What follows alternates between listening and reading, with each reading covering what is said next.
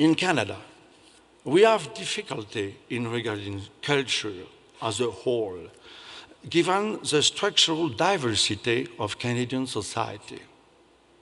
For decades, for lack of more profound reflection, we have had the habit of describing culture as a combination of interrelated cultures tied to the two dominant cultural groups, Anglophones and Francophones. That is no doubt why we have had numerous studies of regional subcultures with no really exhaustive study of how relations operate within this set of subcultures. People have generally been satisfied with an ethnogeographic description that has more to do with a desire to facilitate administrative management of resources than with a desire to derive a model of the overall operation. As a result, there seems to be no end to the divisions from Western Canadians and Central and Eastern Canadians and their respective and contrasting mentalities. We move on to the subcultures that spring from division between Northern Ontarians and Southern Ontarians, Quebecers from Abitibi, Beauce or Lac-Saint-Jean, or residents of Calgary or Edmonton.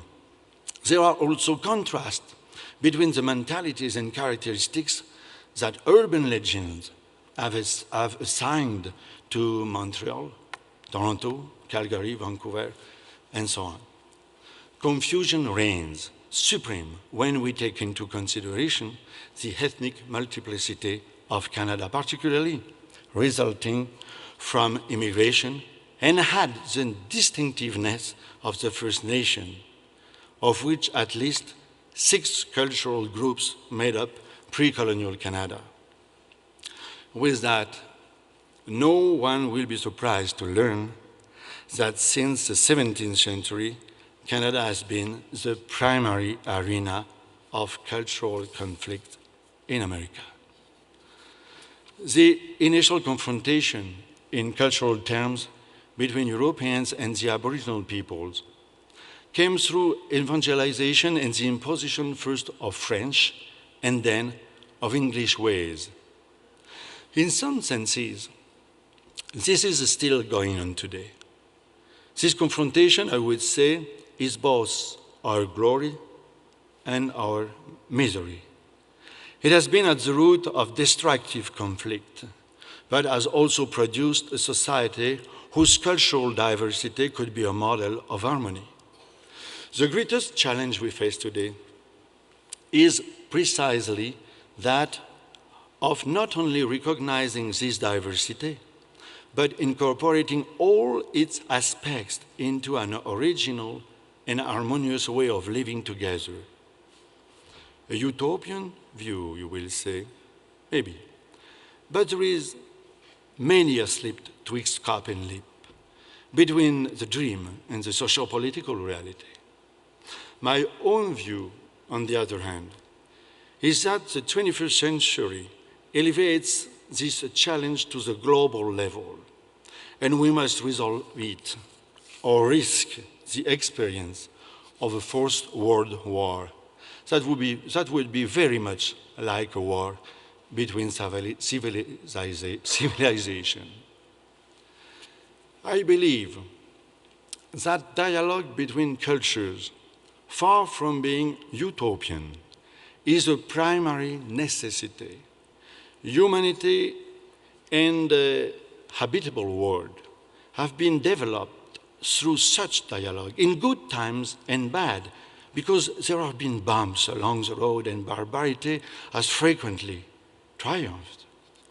But dialogue between cultures, within Canada's diversity existed well before cultural diversity became an administrative concept. It is a central means of socialization in our country, our cities, and our communities.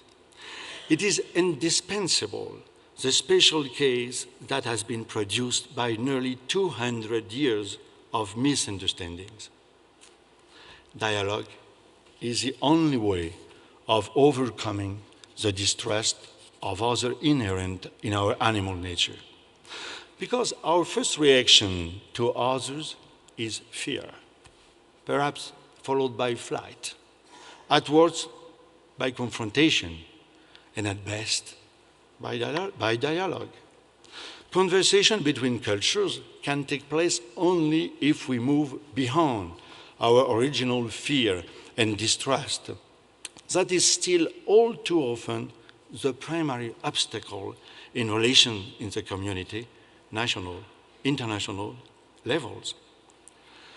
Today, our identifying artistic and scientific culture on at least an equal basis with our technology-dominated material output constitutes a broad universe of essential activities to open logic, of which cannot be made dependent on industrial or financial performance without exposing civilized humankind to the mortal danger that will follow the inner destruction of its democratic pluralism.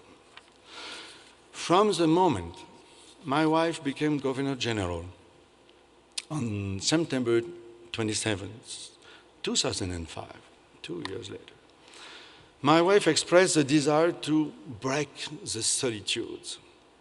To my way of thinking, art and culture have a dominant place in the progression from words to action.